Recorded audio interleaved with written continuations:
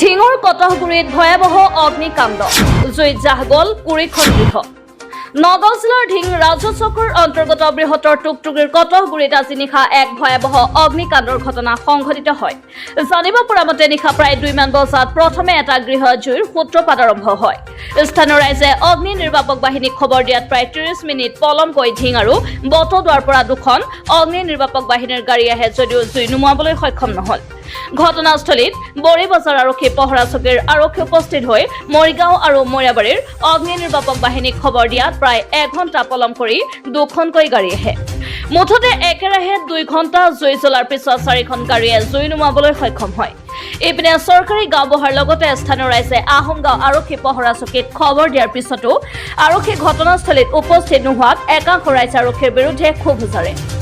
আজিৰ এই অগ্নিকাণ্ডত আকাশ আলী ৪৫ বছৰ বয়সৰ এজন লোক গুৰুতৰভাৱে আহত হোৱাত তেওঁক ঢিং FRUত ভৰ্তি কৰোৱা হয় যদিও চিকিৎসকে উন্নত চিকিৎসাৰ বাবে তেওঁক নগাঁও মেডিকেল কলেজ হস্পিটেললৈ প্ৰেৰণ কৰে। আজি নিশা সংঘটিত হোৱা অগ্নিকাণ্ডত ৰমজান আলী, আজিবা খাতুন, চমলা খাতুন, আকাশ আলী, নজৰুল ইছলাম, মুস্তাফা আহমেদ, শ্বৰিফুল ইছলামকে আদি কৰি প্ৰায় ১৫ জন লোকৰ প্ৰায় ২০টা গৃহ জুইত সম্পূৰ্ণৰূপে জাহ যায়। আজিৰ এই অগ্নিকাণ্ডত নগদ ২,২০,০০০ টকা, গৰু ছাগলী, হাঁহ কুকুৰা আৰু গুৰুত্বপূৰ্ণ নথি-পত্ৰৰ লগতে সুৰূপৰ অলংকাৰো সম্পূৰ্ণৰূপে জুইত ভস্মীভূত হয়। এতিয়ালৈকে জুই লগাৰ কাৰণ জানিব পৰা হোৱা নাই। টুকটুকিৰ পৰা আনাৰুল হকৰ ৰিপৰ্ট, টাইমছ অসম 24। মানে কথাটো হ'ল নগাঁও জিলাৰ ঢিং থানাৰ অন্তৰ্গত বটদ্ৰৱা মৌজাৰ কটহগুৰি কিচামাতৰ ৯ নম্বৰ লাট হয়। আমাৰ কটহগুৰি পঞ্চায়তৰ সন্মুখত ৰাস্তাৰ পিঠাপিঠিৰ পূবফালে ইয়াত আমাৰ কটহগুৰি PB গাৰ্লছৰ অধীনত ৰিজাৰ্ভ মাটি আছিলে। তাত মানে আপোনালোকৰ ১০-১৫টা ঘৰ আছিলে মই জনাত, বা বেছি হ'ব পাৰে, ভুল হ'লে আপোনালোকে চাব, এইটো ক্ষমা কৰিব। গতিকে ৰাতি ২টামান বজাত আকস্মিকভাৱে জুইত মানে ১৫-২০টামান ঘৰ মানে বসুমিত হৈছে। বসুমিত হোৱাত ছাৰলৈ ফোন কৰিছিলোঁ, তেতিয়া ফোনটো ৰিচিভ কৰা নাছিলে। মই ইমানখিনিতে জানো, বাদ বাকী আৰু আমাৰ চাৰ্কুল অফিচৰ যিজন ফিল্ড অফিচাৰ আছে তেখেতসকলক আমি ফটোগ্ৰাফী পঠিয়াইছোঁ। তেখেতসকলক আমি মত বিনিময় কৰিছোঁ, আলোচনা কৰিছোঁ, মণ্ডলকো কৰিছোঁ। তাৰপিছত আমাৰ গাঁও প্ৰধানৰ সন্থা আছে, আমি তেখেতসকলকো প্ৰেৰণ কৰিছোঁ। আৰু তেনেকৈ কৰি পেলাই মই এতিয়ালৈকে সেই জেগাখিনিত উপস্থিত হৈছোঁ। এতিয়া মই কি ক'ম আৰু, ক'বলগীয়াতো মোৰ একো নাই। ময়ো এজন দায়িত্বশীল মানুহ, তেখেতসকলেও এজন দায়িত্বৱান। মই জনাইছিলোঁ, তথাপি অহা নাই। আপুনি যদি গাঁৱৰ প্ৰধান হোৱাৰ পিছতো জনাৰ পিছতো অহা নাই, ৰাইজেও চাগে ফোন কৰিছে। সেইটো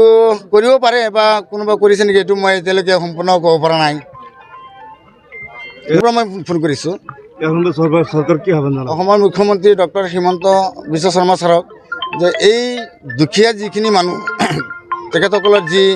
ক্ষতিপূৰণ হৈছে,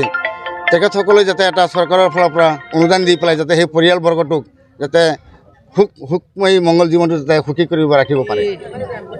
প্ৰায় ২টামান বজাত আমি গম পালোঁ, আমাৰ এই কটহগুৰি গাঁও পঞ্চায়তৰ এই ২ নম্বৰ ৱাৰ্ডত বহুকেইঘৰ মানুহ একেলগে আছিলে। তাত প্ৰায় ২০-২৫টামান ঘৰ একেলগে জুইত জাহ গৈছে আৰু ইয়াত প্ৰায় ২০-২৫টামান ঘৰ একেবাৰে নাইকিয়া হৈ গৈছে। কোনো বস্তু বাহিনী ইয়াৰ পৰা মানে মানুহে নিব নোৱাৰিলে। গতিকে এই মানুহখিনি বহুত দুখীয়া মানুহ আগৰ পৰাই। গতিকে এইসকল ব্যক্তিৰ মানে বিলাই কি হ'ব আমি ৰাইজে ভাবি আছোঁ। আৰু ইয়াত অগ্নি বিভাগক বাহিনীৰ আহি পেলাই এই মানুহখিনিৰ ঘৰ যদিও নিমাইছে, কোনো বস্তু বাহিনী তাত ৰক্ষা কৰিব পৰা নাই। গতিকে ইয়াত ৰাতি আমাৰ গাঁওবুঢ়াই ইয়াৰ যোগাযোগ কৰিছে, আহোমগাঁও আউটপোষ্টৰ লগত যোগাযোগ কৰিছে,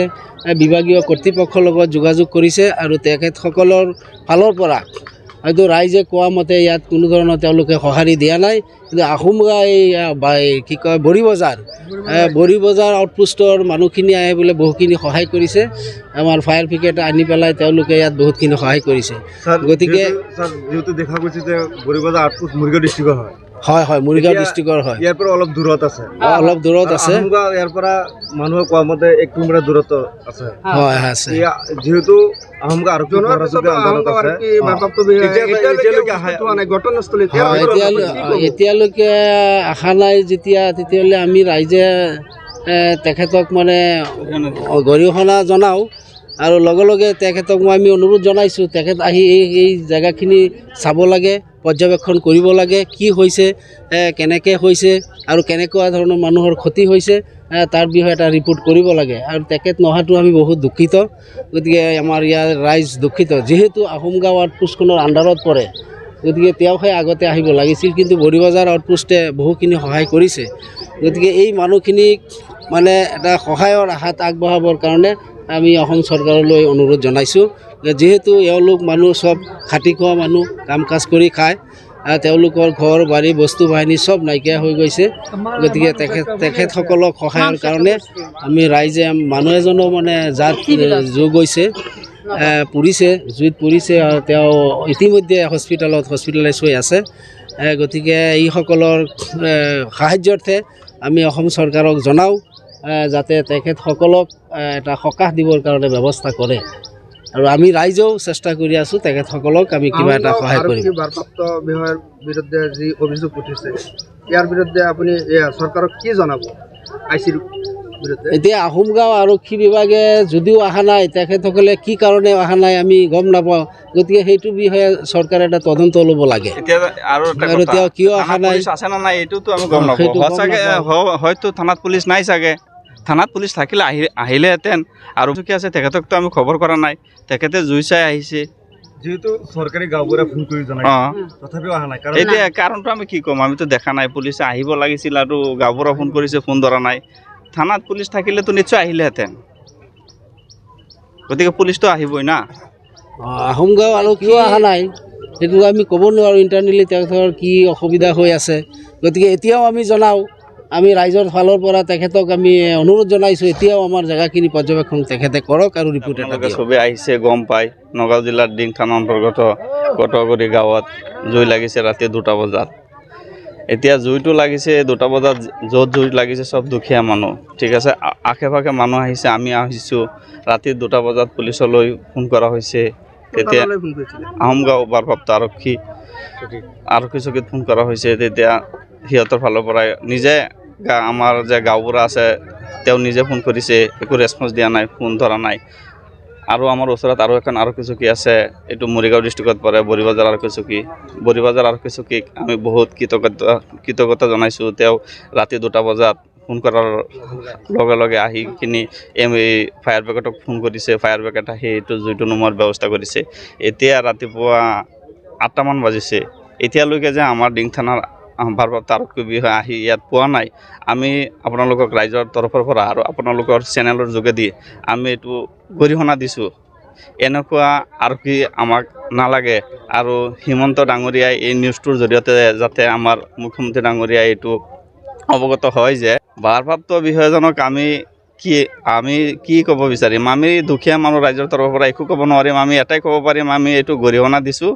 আৰু এনেকুৱা আৰক্ষী যদি আমাৰ তাত থাকে তেনেহ'লে ভৱিষ্যতে যদি আৰু জুই লাগে তেনেহ'লে ভৱিষ্যতে আৰু মানুহ মৰিবলৈও এইটো চান্স আছে আৰু এইটো সময়ত আপুনি আছিলে নেকি চাই আছোঁ আমি দূৰৰ পৰা এইটো ডিঙৰ পৰা দেখা পাইছে মানুহে জুইটো ইমান ডাঙৰ এটা জুই 7টা ঘৰ পুৰা জুই এইটো কিমান ডাঙৰ হয় ৰাতি 2টা 2:30 বজাত জুইটো লাগিছে আমাৰ কিবা এটা হ'লে যে পটকে দৌৰি আহে ৰাতিয়ে সন্ধিয়া সময়ত আহে পেট্ৰলিং মাৰিবলৈ এতিয়া জুই লগা অৱস্থাত কি তাৰ আণ্ডাৰত নপৰে নেকি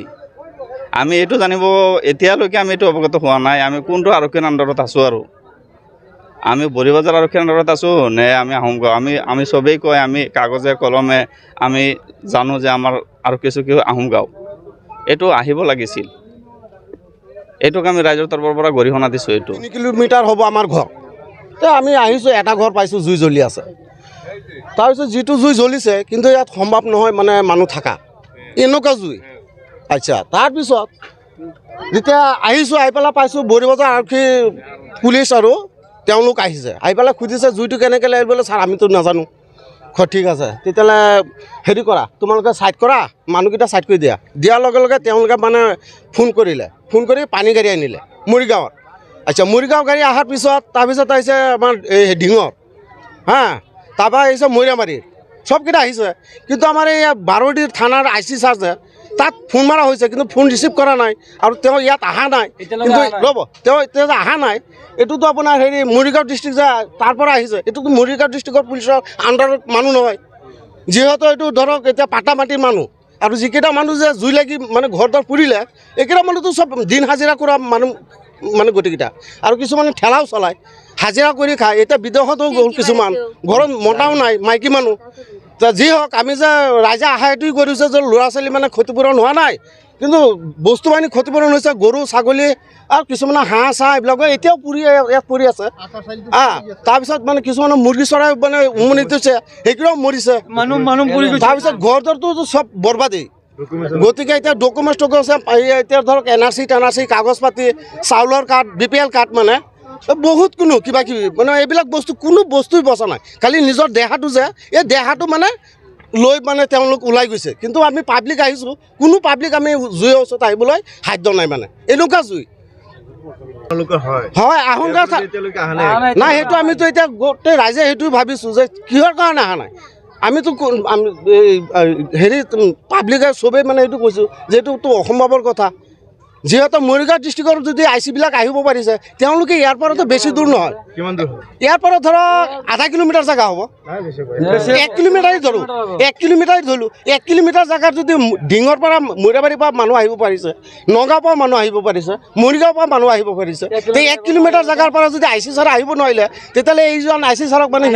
হিমন্ত বিশ্ব শৰ্মা মানে এইটো একশ্যন ল'ব লাগে আমি ৰাইজে কৈ আছোঁ এইটো একশ্যনটো লাগে আমাৰ কিয় আমি কিবা অপমান কৰিছোঁ নেকি তো মোৰ ক'বলগীয়াতো ধৰক এতিয়া এইখিনি ক'লোঁ আমি চকুৰ নিজৰ যিটো দেখিছোঁ কিন্তু এইটো আমি মানে দেখি মানে আমি গোটেই ৰাইজেই মানে এইটো মানে খুবেই IC চাৰ্জে এতিয়ালৈকে আমি কৈছোঁ আৰু ধৰিহনা ৰাইজে কৈছোঁ আৰু দিছোঁ